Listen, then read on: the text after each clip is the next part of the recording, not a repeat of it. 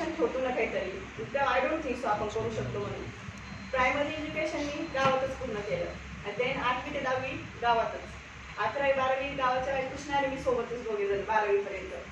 आणि first year second year third year मी रयत शिक्षण संस्थेमधून पूर्ण केले. आणि खरी माझी जी स्वतःला पर्सनॅलिटी डेव्हलपमेंट आपण एक जे म्हणतो ना, ती सुरुवात माझी रयत शिक्षण संस्थेमधून झाली. परिस्थिती बिकट होती तरी पप्पांनी कुणाचाही न ऐकता मला बाहेर शाळेत कॉलेजसाठी टाकलं. आणि तुम्हाला सांगायला मला नक्कीच आवडेल की मी माझ्या घरातील फर्स्ट ग्रॅज्युएट स्टुडंट आहे.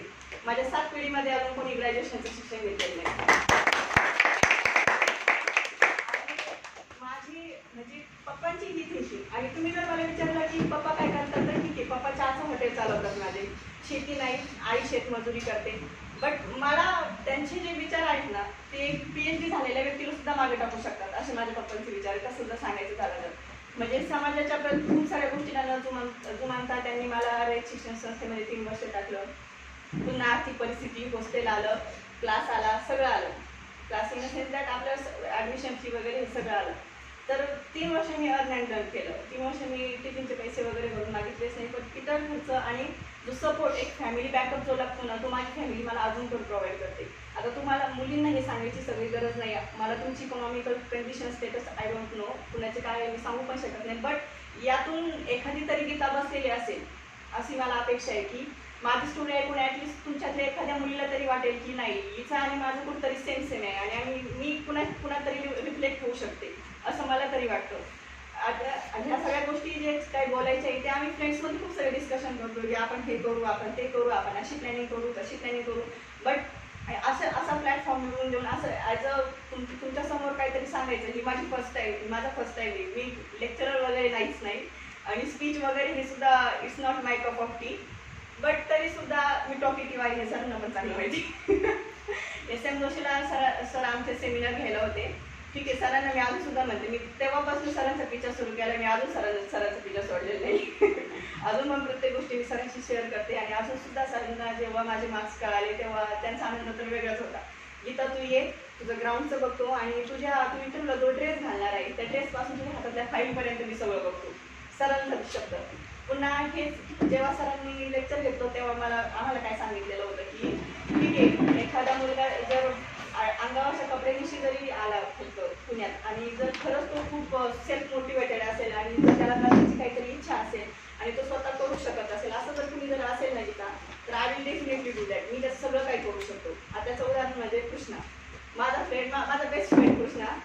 मी सरांना फक्त एकदाच बोलले की सर असा मुलगा आहे, खूप मेहनती आहे, तुमच्याकडे होत असेल तर बघा. आणि आता तो इतका खुश आहे की ते माझ्यापेक्षा जास्त सरांकडेच हे असतो. आणि मी म्हणते ना सरांना, तुम्ही आमचा कृष्णा घेतलाय सर.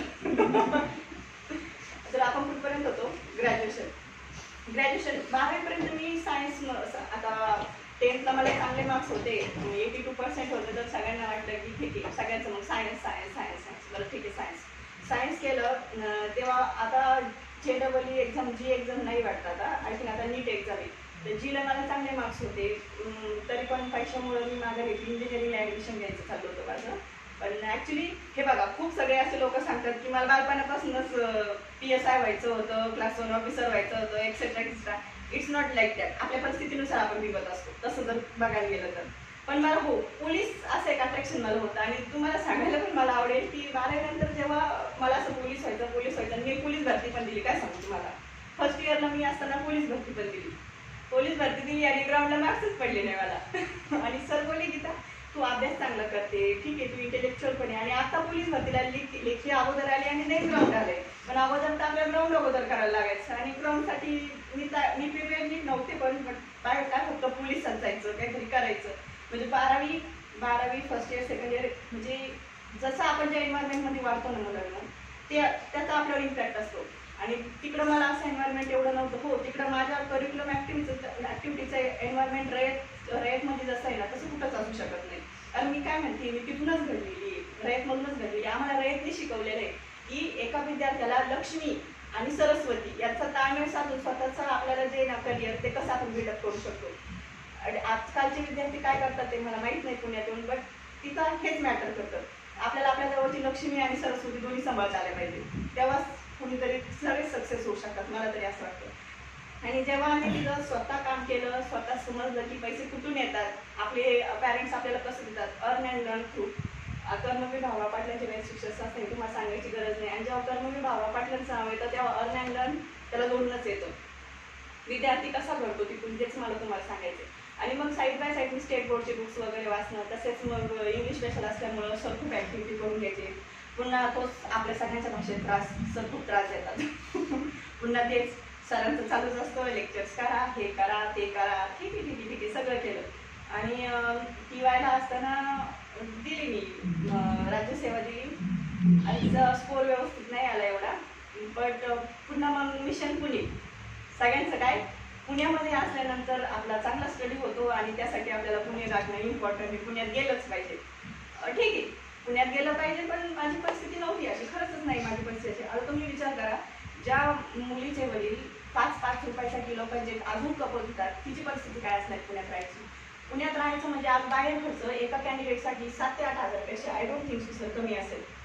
तुम्ही क्लासला लावता म्हणते, आम्ही क्लास जर लावले तर म्हणजे 50-60 हजार 70 हजार रुपये काय फी असेल. ते नामांकित क्लासेस लावले तुम्ही तर 60-70 हजार रुपयापेक्षा खाली तुम्ही कॉलेजच नाही. तसे मी क्लासेस पण नाही केले का, तर माझं नशीब चांगलं की मला मित्रमैत्रिणी चांगले भेटले, म्हणून मला कधी क्लासेसची गरजच भासली नाही. आणि हे का मी पुण्यात का आले, कारण बिकॉज ऑफ हे पुणे यांचेच लेक्चर SN जोशीला ऐकलेले. ठीक आहे यार, पुण्याकडे खूप सर आता पुण्यातच राहतात आणि लेक्चर्स खूप छान असतात. SN जोशीला लेक्चर्स ऐकलेले, इतकं सगळं इम्प्रूव्हमेंट झालं स्वतःमध्ये. एक महिना सेमिनार असतो SN जोशीला, तिच्यामध्ये SN जोशी म्हणजे आपलं रयत शिक्षण संस्थेचं कॉलेज. आणि त्या कॉलेजमध्ये पूर्ण रयत शिक्षण संस्थेला जेवढे आमचे 45 ते 50 कॉलेजेस आहेत तेवढे सगळे मुली फक्त मुलींसाठी निवासी स्पर्धा परीक्षा सेंटर सारखं असतं तिथं, आणि तिथं सगळे येतात. तर तिथं आल्यानंतर 1 महिन्यात एवढी इम्प्रूव्हमेंट जाणवली स्वतः की यार असं वाटलं आपण अभ्यासच करत नव्हतो आतापर्यंत. TY पर्यंत येऊन म्हणजे 3 वर्ष मी काहीच केलं नाही अशी कुठेतरी माझ्या फिलिंग्स येत होती. जेव्हा मी बाहेरच येऊन बघितलं की लेक्चर्स असे असतात, असं होतं. पुण्यात काही असो की नसो तुम्हाला ही गोष्ट माहिती होती. आणि पुणे सिटीचं असं आहे, तुम्ही जे देतात ना तेच पुणे सिटी तुम्हाला देते. पुणे सिटीत जाऊन तुम्ही मेहनत जर केली ना तुम्हाला तिथं फळ नक्की भेटता. तुम्ही वेगळ्या गोष्टी करायला तर तुम्हाला नंतर खड्डा प्रवास तर आहेच समोर. देन मग ठरवलं की पुण्यात यायचं, पण राहायचं कुठं. बाहेर बघितलं की राहण्याला खर्च काय लागतो. ABC चौकात जा, कुठेही जा, 2,500-3 हजार रुपये रेंट, पुन्हा 2-2.5 हजार रुपये मेस, पुन्हा आपले काय खर्च असतील ते, पुन्हा बुक्सचे खर्च, पुन्हा लॅबचा खर्च, नाश्ता पाणी चहा, काय सगळं. तर पर्याय एकच, सावित्रीबाई फुले पुणे युनिव्हर्सिटी. आणि एंट्रन्स स्टडी करायचा. इंग्लिश लिटरेचर, एवढं फास्ट इंग्लिश लिटरेचर. आपलं इंग्लिश लिटरेचर क्राईस्टच्या जन्मापासून सुरू झालं म्हटलं तर कारण ॲडम लीमच्या गोष्टीपासून इंग्लिश लिटरेचर सुरू होते तर आतापर्यंत येते. एवढा सगळा स्टडी कसा करायचा. क्लासमध्ये सेकंड आल्यामुळं पप्पाने हा मोबाईल घेऊन दिला आणि काय मग याच्यावर सगळं स्टडी विदिन मी असं मला असं वाटतं 15 ते 20 दिवसात मी एंट्रन्स स्टडी केलेला असावा. आणि ते पण तिथं पण प्रिन्सिपल सरांना मी रिक्वेस्ट केली की सर मला 15 दिवस तुम्ही हॉस्टेलला राहू द्या. माझ्या गावापासून 20 ते 25 किलोमीटर लॅब लांब आहे आम्हाला, तर प्लीज राहू द्या. सरांनी पण ऐकलं आणि तिथं रयतमध्ये कोणीच हाताश नसतो. ऐकलं सरांनी, राहू दिलं 15 ते 20 दिवस. ते झालं सगळं. देन पप्पा बोलले काय करायचं मग बेटा तुला. आणि जेव्हा पप्पा दुसऱ्या कुणासोबत बोलताना जेव्हा सांगायचे की मुलीची अशी इच्छा आहे की तिने पुण्याला 2-3 वर्ष राहावं, काहीतरी म्हणजे चाललंय तिचं, तर तेव्हा सहज हसता बोलून जाणारे लोक पण होते त्यांना की पुण्यात राहायचं म्हणजे बागायतदारांचंच काम आहे फक्त ते. आम्ही 40-40, 50-50 एकरवाले असून आम्ही आता झालं, तुम्ही कसं राहणार पुण्यात म्हणजे हे. आणि तेच त्यावेळी ते माझ्या पप्पांनी ते निगेटिव्हली न घेता ते सोसायटीकडून एक चॅलेंज आहे आमच्यासाठी म्हणून घेतलं. जेव्हा 8वी-9वीत होते तेव्हा सगळे म्हणायचे पप्पांना की तू 10वीपर्यंत तरी मुलगी शिकून दाखव, मग बघू. ठीक आहे 10वी. आणि माझ्या पप्पाचा सुद्धा प्रवास पुण्यातूनच सुरू झालाय. कसा की वीटभट्टीचे कामं असतात आपले पुण्यात. मी लहान होते 2-2.5 वर्षाचे तेव्हा पप्पांनी वीटभट्टीचे कामं केलेली. तेव्हा मग मी अजून पण म्हणते मला की कधी वाटलं नव्हतं तू 10वीच्या पूर्ण शिक्षण म्हणून. म्हणजे आपली परिस्थितीच नव्हती तशी. आम्ही तरी असे मोठे स्वप्न, आमची पोरी PSIच्या मेन्सपर्यंत पोहोचत वगैरे, हे खूप वेगळी गोष्ट आहे म्हणजे आमच्यासाठी. आणि ठीक आहे तिथून सुरुवात झाला प्रवास. माझ्या शिक्षणाकडे पहिल्यापासूनच अट्रॅक्शन आहे. पहिलीच मी माझं वय बसत नव्हतं तरी मी जाऊन बसत होती शाळेत. पप्पांना ते कुठंतरी, आणि पप्पांनी मला नेहमीच सपोर्ट केला. 10वीपर्यंत झालं शिक्षण पूर्ण. मग 11वी पुन्हा आपले एक टप्पे असतात बघायला लग्नाचे. 10वी नंतर एक टप्पा असतो, 12वी नंतर एक टप्पा असतो, ग्रॅज्युएशन नंतर एक टप्पा असतो. एक स्लॉट ते पुढे लोटत असतात एका टप्प्यानंतर. तर 10वी नंतर मग मला सगळे इन्सिस्ट करायला लागले you have to do marriage. मग पप्पाला म्हणलं नाही माझी इच्छा नाही. ते नाही, अरे माझ्या लेकीला एवढे चांगले पर्सेंटेज पडले तिथे टीचर्स म्हणतात तिला शिकून द्या, सगळे म्हणतात शिकून द्या, मग मी का माघार घ्यायची. ठीक आहे, 12वीपर्यंत माझ्या पप्पाने शिक्षण केलं. जसं की मी तुम्हाला सांगितलं, कृष्णा आणि मी सोबतच होतो, त्याला चांगलंच माहिती. मी 12वीपर्यंत मी कधीच कोणासोबत बोलत नव्हते, म्हणजे खूप रूढ मुलगी म्हणून मी होते आणि आहे सुद्धा अजून बऱ्यापैकी. पण आता जरा चेंज झालाय जरा माझ्यामध्ये. आणि नंतर 12वी झाली. 12वी नंतर मग ठीक आहे, पुन्हा सुरू झाले लग्नाच्या बोलणी, काय करायचं, लग्न लग्न लग्न. ठीक आहे, मग पुन्हा ग्रॅज्युएशन होत्या माझे. ग्रॅज्युएशन झालं, पुन्हा इकडे यायच्या वेळी पण तेच. तरी पप्पांनी कुणाचं ऐकलं नाही. ठीक आहे, तू कर कर कर, ओके कर तुम्ही. आणि ग्रॅज्युएशन आता मग इथं आल्यानंतर राज्यसेवा दिली 2019ची. तर स्कोर थोडासा माझा 10 ते 15 मार्क्सनी राहिला. वाईट वाटलं त्या गोष्टीचं की स्टडी केला होता मी, लेक्चर बंक करून स्टडी केला होता. ॲक्च्युली मला 2दा वॉर्निंग देऊन बसवलंय पेपरला, मला बसून देत नव्हते सर, आमचे एज्युबी सर. सरला म्हणजे सर प्लीज बसू द्या. सरांनी वॉर्निंग, सर म्हणजे हे बघ शेवटची वॉर्निंग आहे तू. आणि सरांनी मला एक स्पष्ट सांगितलं की एखादा कॅन्डिडेट इथं तुझ्या जागेवर इंग्लिश लिटरेचरचा खूप चांगला स्टडी करू शकतो तिथं. म्हटलं सर विश्वास ठेवा, म्हटलं मला जी तुम्ही जागा युनिव्हर्सिटीत दिली मी ती कधीच खाली जाऊ देणार नाही म्हटलं.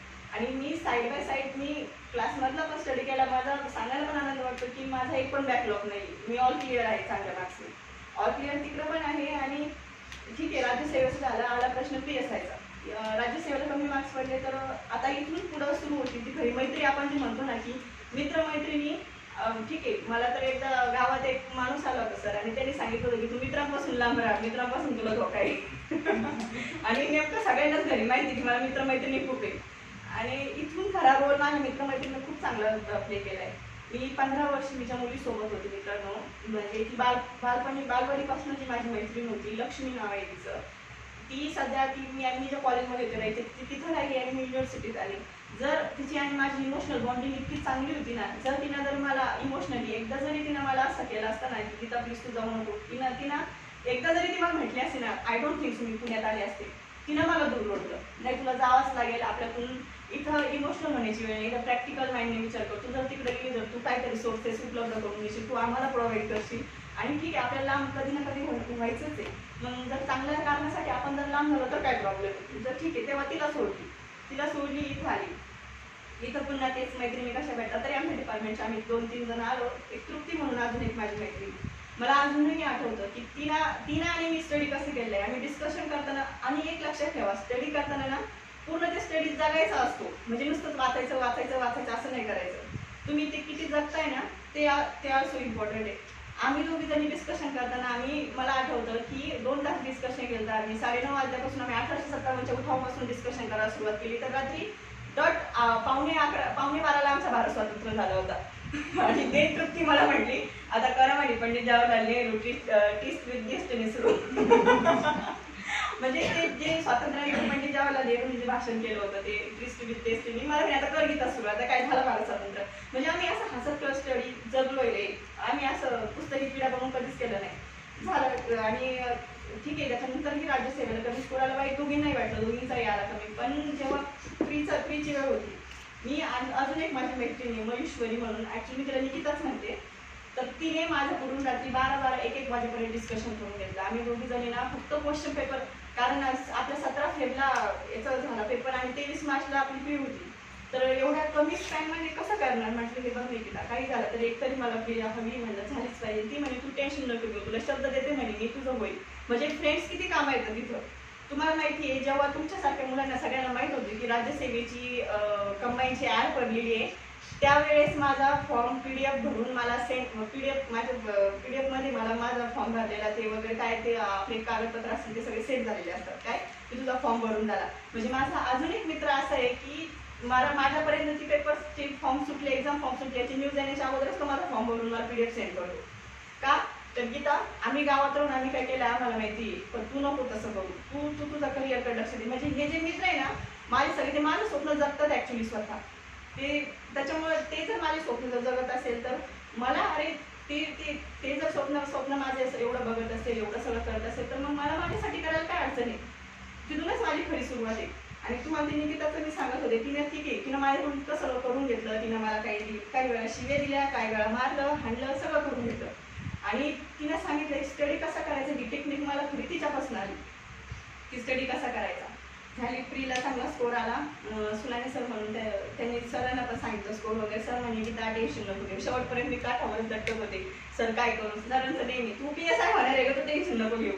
म्हटलं ठीक आहे सर. चाललाय स्टडी, चाललाय. आणि ज्ञानेश्वर पाटलांचं कायद्याचं बुक आहे PSI मेन्ससाठी. तर मला अजून आठवतं ते बुक नवीन एडिशनचं मार्केटमध्ये जस्ट आलेलंच होतं. आणि ते बुक आणायचं होतं. तृप्ती नावाच्या माझ्या मैत्रिणीने रात्री ती क्लास केला तिने 8 वाजेपर्यंत. ती भगीरथ अकॅडमीला असते. तिने क्लास केला. ती मुलगी रात्री 9:30 वाजेपर्यंत, का तर मला दुसऱ्या दिवशी घरी जायचं होतं म्हणून त्या मुलीला मला रात्री 9:30 वाजेपर्यंत ते बुक तिथून शोधून एका दुकानदाराने दुकान बंद केली. तिने ती दुकान ओपन करायला लावली आणि ती बुक घेऊन आली माझ्यासाठी. फक्त ती घेऊन आली. आणि ठीक आहे, ते झालं. नंतर मग मे उजाडला आणि युनिव्हर्सिटी आता बंद होणार. मग आता अभ्यासाचं काय करायचं? मी सरांशी पण बोलले त्या गोष्टीवर. म्हटलं सर अभ्यासाचं काय करायचं मला काही समजत नाही. कृष्णाला विचारलं, म्हटलं काय कृष्णा तुला खर्च किती येईल आपल्या इथं? तर तो बोलला की 7,000 पर्यंत तरी लागेलच तुला खर्च. मग आता करायचं काय? आणि तुम्हाला सांगू फ्रेंड्स, 7,000 रुपये महिन्यात नाही इतकी सुद्धा माझी परिस्थिती नाही खरं सांगायचं म्हणजे. तर ठीक आहे, मग आता काय करायचं म्हटलं. तर ती माझी निकिता नावाची जी मैत्रीण आहे ना, तुम्हाला सांगते, मी घरी गेल्यानंतर जेव्हा मला कॉल करायची ना, माझ्या आसपास तिला असे लहान मुलांचे आवाज यायचे. ती मला म्हणायची, शिवाय द्यायची, तू गीतेच म्हणते गीते तू करते काय ग, तू लहान लेकरतच असते का? आणि अशी PSI होणार आहे का? अशी PSI होत असेल, तुझ्यावर मी एवढी मेहनत केली, तुझ्याकडून फ्री काढून घेतली आणि तू अशी करते का ग? म्हणलं मग आता मी काय करू? म्हटले तू 25 किलोमीटरला मी मग घरी स्टडी करते. बॅग भरा आणि माझ्याकडे बारामतीला ये. म्हणलं बारामतीला. आणि तुम्ही विचार करा, एक मैत्रीण आहे की जी अजून माझ्या घरच्यांनी सुद्धा बघितले नाही, पण मी तिच्याबद्दल खूप काही सांगते. तुम्ही मुलींनो तुम्ही पण विचार करा. तुम्ही जर घरी म्हटला की पप्पा मला ती 2 महिन्यासाठी बोलवते, मी जाऊ का? थोडंफार घरच्यांच्या मनात तर येणारच ना, अरे मैत्रिणीच्या घरी कसं 2 महिने कसं. पण तरी तिथं सुद्धा पप्पांनी माझंच ऐकलं. मम्मीचा जीव थोडासा खालीवर व्हायचा की चालली, पण तिथं पण पप्पांनी माझंच ऐकलं आणि पाठवलं मला बारामतीला, पाठवलं आपल्या याच्या प्रिपरेशनसाठी. ठीक आहे जा म्हणे तू 2 महिने. गेले मी 2 महिने तिच्याकडं. तुम्हाला मी सांगते, आज आपल्याकडं इतक्या सगळ्या सुविधा आहेत, पण त्या मुलीच्या घरी प्रमाणात सुविधा होत्या असं नाही. तिनं असुविधा केली माझी अशी अजिबात नाही, पण तिची सुद्धा परिस्थिती माझ्यासारखीच आहे. तरी सुद्धा का मी तिथं का गेले, तर तिच्या घरापासून लायब्ररी फक्त 10 मिनिटाच्या अंतरावर होती. बसने जायला 10 ते 15 मिनिटाच्या अंतरावर होती. 3-4 किलोमीटर असेल. तर तिथे तिच्या पप्पांनी मला, तिचे पप्पा म्हणजे इतके जागरूक आहे याच्यासाठी, शिक्षणासाठी. सर ते रात्री पहाटे 5:30ला उठायचे आणि चुलीवर पाणी तापून देत होते. आम्हाला दोघीला चुलीवर पाणी तापून देत होते. आणि 5:30 वाजता आम्ही पाणी तापून वगैरे आंघोळ वगैरे करून आम्ही 6ला घरून जायचो. तर तिचा लहान भाऊ आम्हाला संध्याकाळचा टिफिन घेऊन येत होता. संध्याकाळचा पण सकाळचा पण. दुपारी 12 टिफिन घेऊन यायचं, संध्याकाळी टिफिन घेऊन यायचं. आणि 6ला तिथून गेल्यानंतर आम्ही रात्री 12 वाजता घरी यायचो. बसनीच घरी यायचो. दोघी जणी मुलीच बारामतीवरून बसने घरी यायचो. हा प्रवास मी 2.5 महिने तिच्यासोबत केला. आणि त्या प्रवासात तिनं मला खूप काही शिकवलं. स्टडी कसं करायचं हे शिकवलं. पुन्हा ठीक आहे परिस्थिती. आणि त्याच काळात सरांनी अकॅडमीच्या याच्यावर टेलिग्राम चॅनल आहे ना सर आपलं, तर तो मी एक फोटो पोस्ट केलेला. त्यामध्ये एक मुलगी काहीतरी रोडच्या कडेला बसलेली होती, विकत होती आणि हातात पुस्तक घेऊन ती वाचत होती. आणि मग त्याच्यावर खाली लिहिलं होतं, you think that your situation is better than her. म्हणजे ती रोडच्या कडेला बसून अभ्यास करते. आपल्याला तर निवारा आहे, लॅब आहे, AC वगैरे, आपले तर आहेच. आपल्याला तर काही विचारायलाच नको. तुम्हाला सांगते सर, ती जी इमेज आहे ती अजून सुद्धा मी माझ्या सेव्ह मेसेजमध्ये ठेवलेली. मी ती कायम बघते का.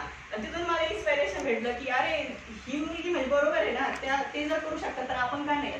आणि तिच्या पप्पांनी सुद्धा माझ्या माहिती आमचं चाललं होतं मेन्स प्री पास झालं, आता बाहेर रूम वगैरे बघू, लेट रिझल्ट लागला आपला प्रीचा. पण तरी सुद्धा त्यांनी सांगितलं अरे एक मुलगी म्हणे आम्ही बघितली म्हणे, ऊस तोडणी करायची, तिची आई पुढे मोळी बांधायची, ही पोरगीत माग अभ्यास करायची म्हणे. जर ती PSI होऊ शकते तर माझं घर आहे म्हणे. तुम्ही घरी येता किती वेळ, 5 तास झोपायला येतं म्हणे तिथं तुम्ही घरी. म्हणजे आपण दिसता ना, करा ना अभ्यास. तिचे पप्पा थंडी, ऊन, वारा, पाऊस काही असं मे जून मध्ये तिकडं खूप वारं वगैरे असायचं, पाऊस असायचा. ते आम्हाला रात्री 12 वाजता घ्यायला यायची दोघीला. म्हणजे जी फ्रेंडशिप निभावली ना तिनं, म्हणजे आय डोंट थिंक सो की असं एक्झाम्पल कुठं असू शकतो की तिनं 2 महिने फक्त माझ्यासाठी. तिची सोय होती असं नाही की तिची सोय नव्हती. तिनं फक्त माझ्यासाठी 2 महिन्याच्या मम्मीला काही एक करून दिलं नाही. 2 महिने सकाळ संध्याकाळचा टिफिन दिला आम्हाला. पुन्हा तिच्या पप्पांनी सुद्धा आणि आमची तिचा भैया सुद्धा सगळे आमच्यात लागलेले होते का तर यायचं झालं पाहिजे. आणि सगळं तिनं 2 महिने इव्हन तुम्हाला सांगते, मी स्टडी करताना फक्त कायद्याचा स्टडी केलाय. तुम्हाला सांगतो मित्रांनो, तुमचं जर कोणी एक बेस्ट फ्रेंड असेल ना, चांगलं जर असेल इंटेलेक्च्युअल, तुम्ही स्टडी वाटून घ्यायचं चालेल रे. तुम्हाला सांगते PSIचा मेन्सचा स्टडी जरी एवढा वाचता असला ना, तरी आम्ही तो स्टडी दोघी जणी म्हणून सर 2 ते 2.5 वर्षात बाजूला केलेला आहे. 2 ते 2.5 वर्षात मी एक कायद्याचा स्टडी केला आणि तिनं माझी GS करून घेतला माझ्याकडून. ती रात्री आता तुम्हाला काय सांगाल म्हणजे लाटणं घेऊन बसायची रात्री 1:30 वाजेपर्यंत, ही नदी हे धरण, ही नदी हे धरण, माझं पाठ होत नंतर मी पाठ करायचे. आणि तिनं 12च्या परिशिष्ट वगैरे पाठ करून घेतलेत माझ्याकडून. 25-26 भाग, आपले 25 भाग पाठ करून घेतले, सगळं पाठ करून घेतलं. तुला झालंच पाहिजे नाही, ज्या गोष्टी पाठ करायला पाहिजे ना त्या तिनं माझ्याकडून पाठच करून घेतल्या.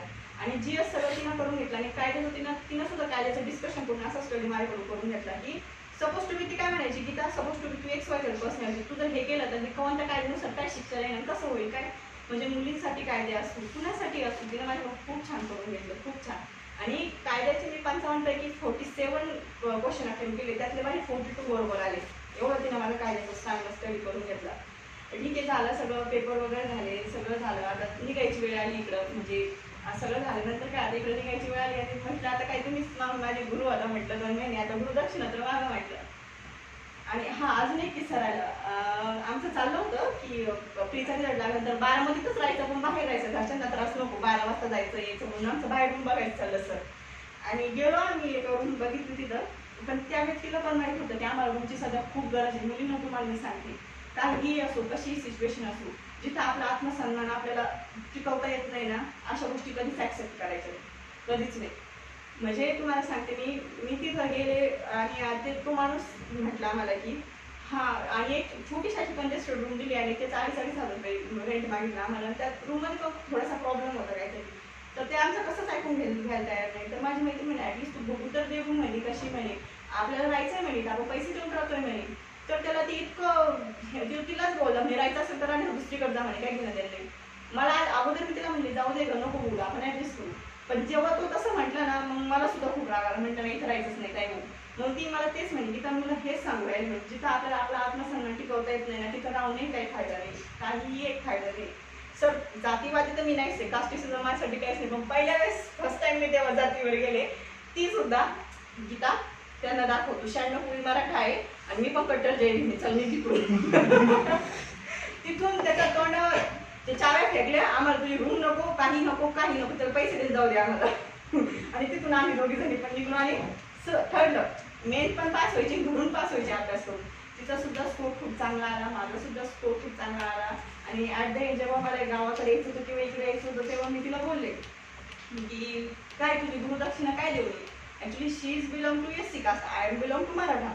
आणि दोघींचं अशी फ्रेंडशिप सर तुम्हाला माहिती आहे का, म्हणजे खूप हार्ट टचिंग होतं ते माझ्यासाठी की तिनं मला गुरुदक्षिणा काय मागायला पाहिजे मुलांना.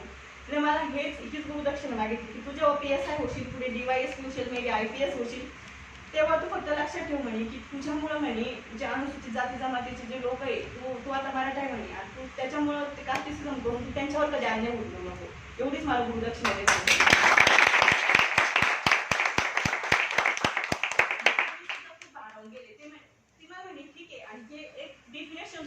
हिंदीमध्ये आपण म्हणतो ना, अगर 100 गुनेगार छूट जाए तो भी कोई गम नहीं, पर एक बेगुनाह को सजा नहीं होनी चाहिए. ही डेफिनेशन तू बदल, तो बेगुना पण वाचला पाहिजे, 100 पण आत्मा घ्यायला पाहिजे. तिनं ते सांगितलं मला. आणि चुकून सुद्धा ती म्हणे तुझ्या एरियात काम करते म्हणे, त्या एरियात गव्हर्नमेंटला काय असं सगळ्यांना असं वाटलं पाहिजे म्हणे की ह्या एरियात SC ST जो ॲक्ट आहे आपला तू नकोच असं वाटलं पाहिजे म्हणे. त्या एरियात एवढं पीसफुल वातावरण ठेवशील आणि त्या लोकांवर तू चुकून सुद्धा कधी अन्याय होऊ देण्यासाठी नाही, आणि त्या लोकांच्या राईटसाठी तू नेहमी उभा राहशील. ते लोक असतील किंवा महिला असतील, तू यांच्यावर कधीच अन्याय होऊ देणार आहे. आणि ठीक आहे, तिला मी शब्द दिलाय की मी माझ्या कारकिर्दीत त्या लोकांवर मी कधीच अन्याय होऊ देणार नाही. आणि पहिल्यापासून आमची फ्रेंडशिप फक्त घट्ट का की आम्ही दोघी नाही आहे कास्टिसिझम वगैरे या सगळ्या गोष्टींपेक्षा वर जाऊन विचार केला. मी मराठा आहे पण माझे मित्र सगळे वेगवेगळ्या कास्टला बिलॉंग करतात, का तर आम्ही कधी फ्रेंडशिप आपण नसतोच बघत रे ते कधी. पण चुकून सुद्धा आपण पर्सनल लाईफमध्ये सुद्धा या सगळ्या गोष्टी पाळू नका, मला हेच म्हणायचं फक्त तुम्हाला. कारण आपण जरी फ्रेंडशिपमध्ये आपलं कसं असतं माहिती आहे का, मित्र मैत्रिणी कोणत्या पण जातीचे चालतात, पण बायको आपल्याच जातीची हवी, हे आपलं ब्रीद वाक्य असतं. बायको किंवा नवरा आहे काय असेल ते, मी तसं म्हणत नाही तुम्हाला तुम्ही कास्ट मॅरेजेस करा असं वगैरे नाही, पण नका पाळू या सगळ्या गोष्टी. आणि तुम्ही जर एवढं सगळं करून सुद्धा जर तुम्ही असं पाळत असेल तर आय डोंट थिंक सो तुम्हाला स्वतःला भावी अधिकारी किंवा सुशिक्षित म्हणून घेण्याचा काही एक अधिकार आहे. मुलींसाठी पण सांगते, जेव्हा तुम्ही हुंडा देऊन जबरदस्तीनं लग्नाला तयार होऊन जेव्हा हे करतात ना, तेव्हा मी सांगते तुमच्या डिग्री वगैरे जे 7 फेरे घालतात ना त्याच्यात जाळून टाका. तुम्हाला काही एक अधिकार नाही स्वतःला सुशिक्षित म्हणून घेण्याचा. रिबेल करायला शिका. मुलींना सांगते मी, we are double marginalized in society. Double marginalize कसं होतं आपण जर एखादी मुलगी लोअर कास्टला बिलॉंग करत असेल तर ती समाजाकडून पण मार्शलाइज होते आणि एक त्यातल्या आपल्या पॅट्रियार्कल सोसायटी पितृसत्ताक संस्कृतीत राहतो आपण, तर आपण पुन्हा तिकडून पण हे होतो. म्हणजे आपल्या डोमिनेटेड करणारे किती किती किती काही इश्यूज असतात.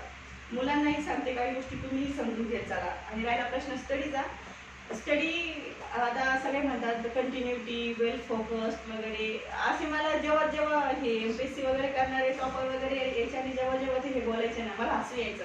येऊन जर सगळे एकच सांगतात कंटिन्युटी, बी फोकस आणि काय काय काय काय एक्सेट्रा एक्सेट्रा. पण तुम्हाला काय सांगू, जेव्हा मी केलं ना ते तेव्हा मला समजलं नाही ते बरोबर आहे.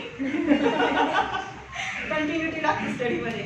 माझं जेव्हा प्री नंतर 4 मार्क्स जेव्हा माझे कमी झाले ना, माझं मन असं कुठे घालायचं काय करू काय करू, ते टेन्शन. सरांनी मी खूप वेळा सांगितलं, म्हणलं सर माझ्याकडे ते बर्डन आहे प्लस हा स्टडी मला कव्हर करायचा आहे. आणि तुम्हाला खरंच सांगते खूप सगळे बुक्स, आता बुक्सबद्दल आपण जसे इंटरॅक्टिव्ह सेशन घेणार तेव्हा आपण बुक्सबद्दल बोलणारच आहोत, पण खूप सगळे बुक्स नका यूज करू. हे बघा GS साठी मी हे बघा तुम्हाला जे काही ऑफिसर ते सांगतात सौदी महाराष्ट्राचा भूगोल. अरे काय सौदी महाराष्ट्राचं भूगोल 5 ते 10 मार्काला येतं फक्त, त्याच्यासाठी तुम्ही 1 महिनाभर फक्त सौदीचं भूगोल वाचलं का?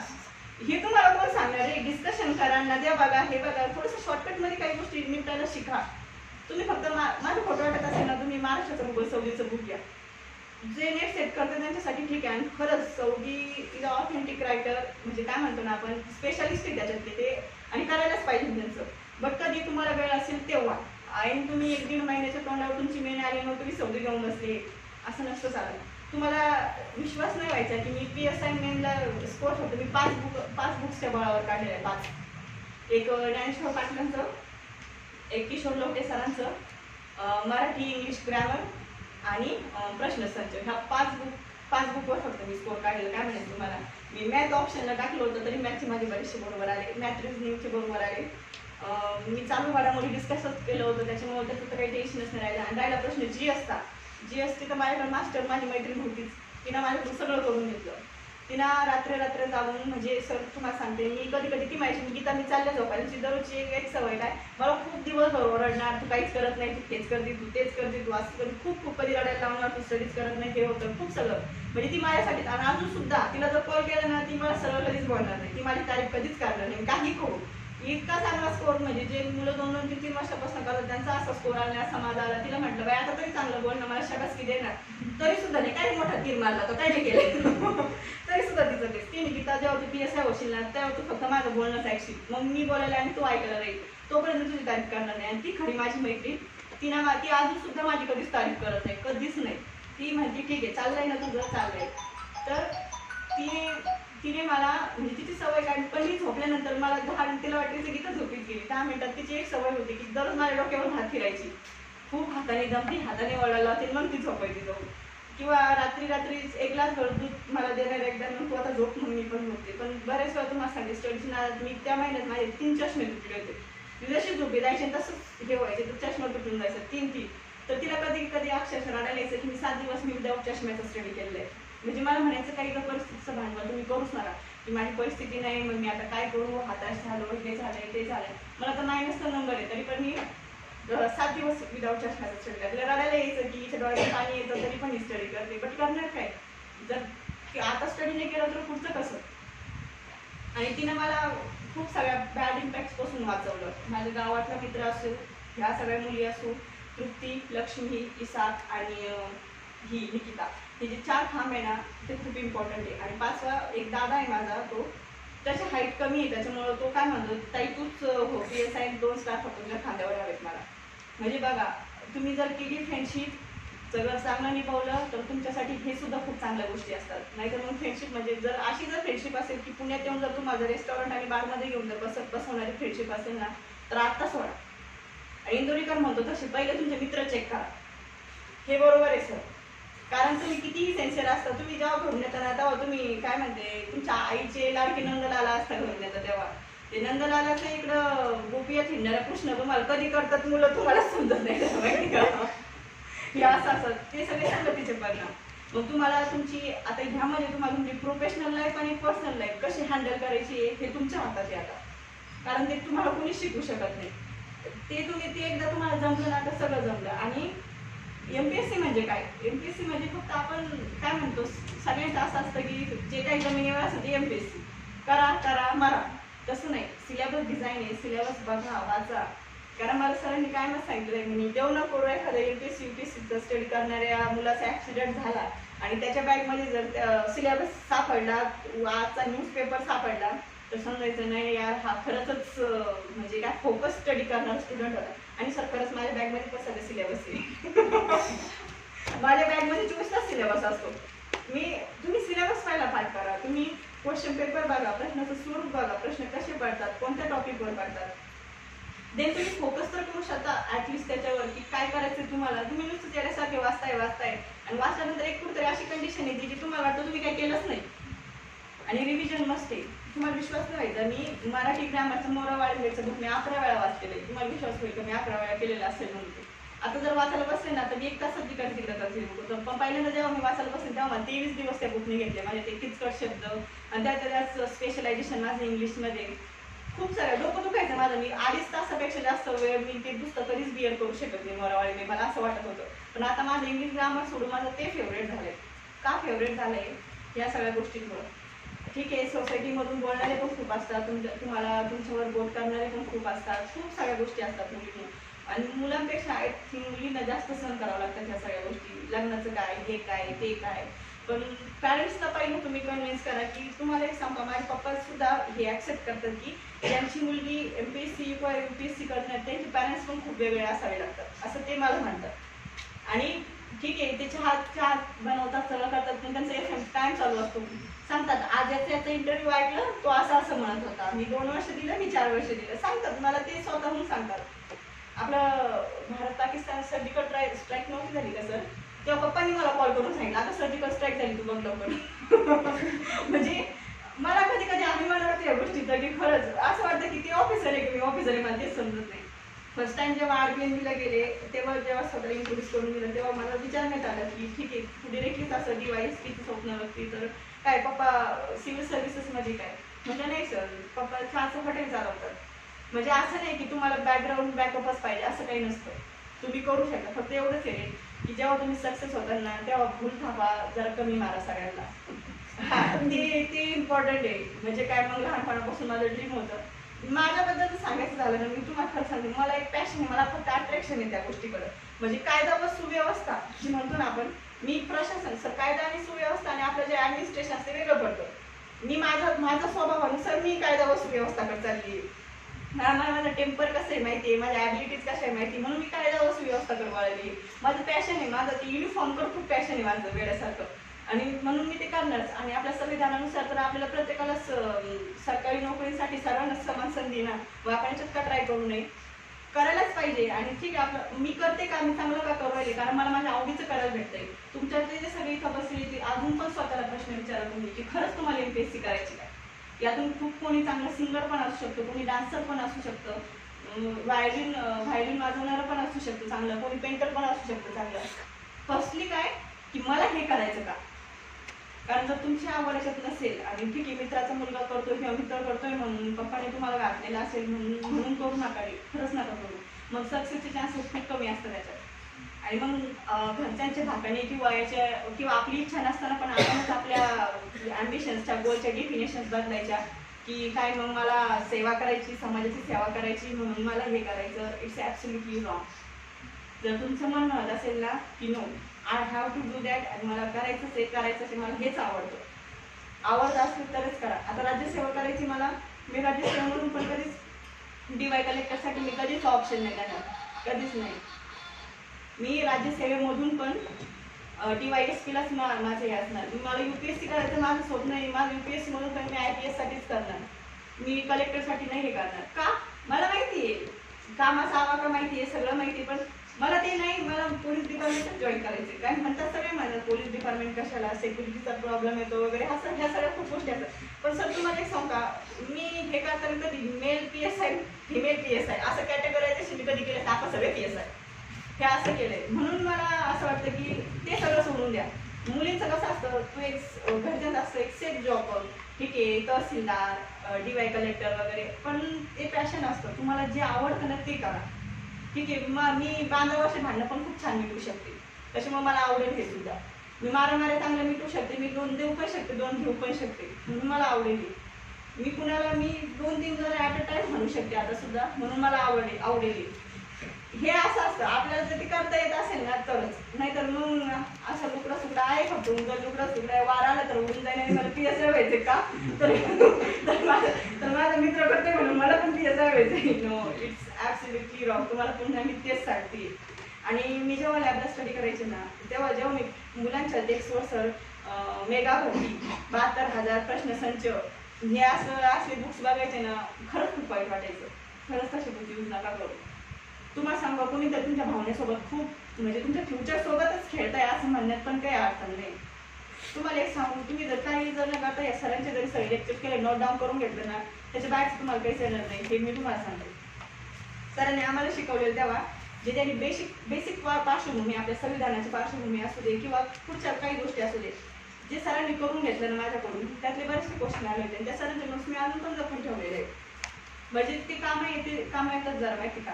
आणि बघा, आता तुम्हाला पुन्हा असं विचारणार की तुम्हाला समाजसेवा करायची, तुम्हाला हे करायचं सोसायटी, ते करायचं, मग तुम्ही तसं पण करू शकता ना. याची काय गरज आहे, पोस्टची काय गरज आहे त्याच्यासाठी. म्हणजे मग इथं तुमचं काय चेक होतं की तुम्ही पैशासाठी करताय, स्टेटससाठी करताय काय. हो, पैसा आणि स्टेटस पण मॅटर करतं, पण अजून एक गोष्ट काय मॅटर करते, आपलं आर्टिकल 32 5 रीड्स, त्यातली काय कोवार्ट कोणत्या बाय व्हॉट अथॉरिटी, म्हणजे जनता पण असते विचारणारी की ठीक आहे, मी सांगितलं हे तू मारामारी इथं बोलू, चल बोलू तुझ्या घरी, कोणत्या अथॉरिटीला तुम्हाला सांगतोय, तुझा हक्क काय आहे, मग तिथं काय बोलायचं.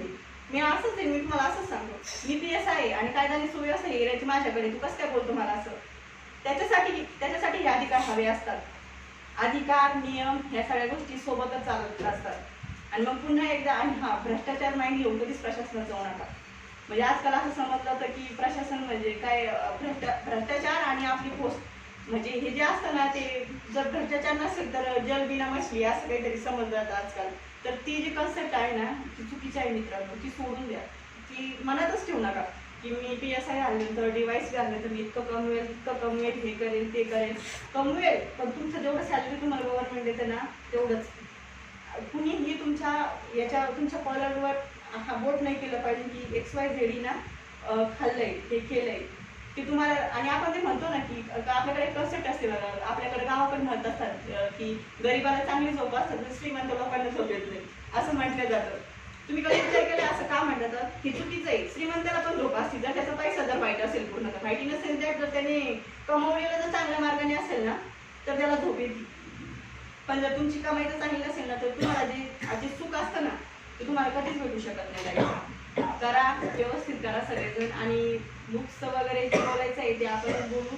तुम्हाला कोणता स्टडी करायचा आहे त्यानुसार बुक्स कसे पाहिजे, आणि आता ह्या फेजला तुम्ही कुठून काय सुरुवात केली पाहिजे, की जर तुमचे जर काही क्वेश्चन असतील तर तुम्ही मला नक्कीच सांगा. अजून मी तरी PSI झालेली नाहीये. मेन्स म्हणजे 57% PSI असतो. मेन जो क्लिअर होतो तो 57% PSI. तर अजून मी 57%च PSI सांगू शकत नाही पुढं काय होईल. कारण हे बघा, ह्या फील्डमध्ये यायचं म्हणल्यानंतर याच्यातलं अनसर्टनिटी ज्या असतात ना ते खूप असतात. तुम्ही त्या टोकावर गेल्यानंतर सुद्धा खाली येऊ शकतात. ही तुम्हाला मनाची तयारी ठेवा. म्हणजे मी निगेटिव्ह विचार करा असं मी म्हणतच नाहीये, पण लक्षात ठेवा की असं पण होऊ शकतं. आणि मेहनत अशी करा की नाही असं होऊच शकत नाही. म्हणजे तुम्हाला दोन्ही बाजूने विचार करणे. कारण पुन्हा त्या लेवलला गेल्यानंतर जर नाही झालं, 1-2 मार्कांनी राहिलं, तर तुम्ही पाहिजे तुमच्याकडे ते की सायकोलॉजिकल तुम्ही एवढे स्ट्रॉंग पाहिजे ना की तुम्हाला पुन्हा सुरुवात करता आली पाहिजे. खचून जायचंच नाही, कधीच खचून जायचं नाही. आणि इथं असं आहे, डार्विनचा सिद्धांत ह्या आपल्या फील्डमध्ये MPSCचा खूप चांगला लागू होतो.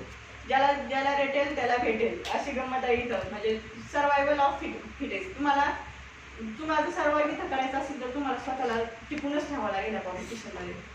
आणि प्लेस आणि काय म्हणतो आपण, ह्या गोष्टीचं भाव करू नका. जिथं आहात तिथं व्यवस्थित स्टडी करा. आणि मी पण तेच केलंय. जिथं मी आहे मी तिथं व्यवस्थित स्टडी केलं. मी 2-2 हँडल करते. मला एक टेन्शन असतं, मला आता आज मी इथं आले 2 दिवसानंतर मला प्रेझेंटेशन आहे क्लासमध्ये, ते करायचं आहे. आणि आमचं सगळं करावंच लागतं. पण मैत्रिणींची साथ चांगली आहे, त्या चांगल्या हेल्प करतात मला. मित्रमैत्रिणी सगळेच हेल्प करतात. आणि निरागस मैत्री ठेवा. म्हणजे जेलेसी वगैरे ह्या गोष्टी अभ्यासात आणू नका. तुमच्याकडे काय आहे ना ते प्रामाणिकपणे देत चला. खरंच देत चला. तुमच्याकडे काय 2 मित्राचे MPSC निबंध सुद्धा सारखे येतात. काय येतात, कारण त्यांनी ती थिंकिंग पॉवर अशी बिल्डअप केलेली असते. आणि नेहमीच आमच्या टीचर्सनी, गवाळे सर सारख्या सगळ्या टीचर्सनी आम्हाला नेहमी हेच शिकवलेलं आहे we are horses for riding. आम्ही रायडिंगचे हॉर्सेस आहोत, आम्ही तबेल्यात बांधून ठेवणारे हॉर्सेस नाही. त्याच्यामुळे तसंच we are horses for riding. आणि इंग्लिश लिटरेचरचे स्टुडंट असल्यामुळं मला तुम्हाला the old man and sea ही जी नोवेल आहे अर्नेस्ट हेमिंग्वेची, त्यांच्यातलं ते फेवरेट जे कोटेशन आहे ते कायम मला माझ्या सगळ्या फ्रेंड्सला जे कायम इन्स्पायर करते म्हणजे man can be destroy but not defeated. माणूस हा नष्ट होऊ शकतो पण हरू शकत नाही कधी, हे लक्षात ठेवा. आपण नष्ट होऊ पण आपण कधीच हरू शकत नाही जर तुम्ही तशी तिथं ठेवली तर. आणि ठीक आहे मोटिवेशन असतं, तुम्ही माझं ऐकलं तुम्हाला छान वाटेल अरे हा ही मुलगीचा प्रवास सुरू झाली करते, पण ह्या दरवाजाच्या बाहेर गेल्यानंतर तुम्ही स्वतःसाठी किती विचार करताय, कारण प्रत्येक जण स्पेशल असतो, युनिक असतो. मी जशी तशी तुम्ही पण असाल, आय डोंट थिंक सो.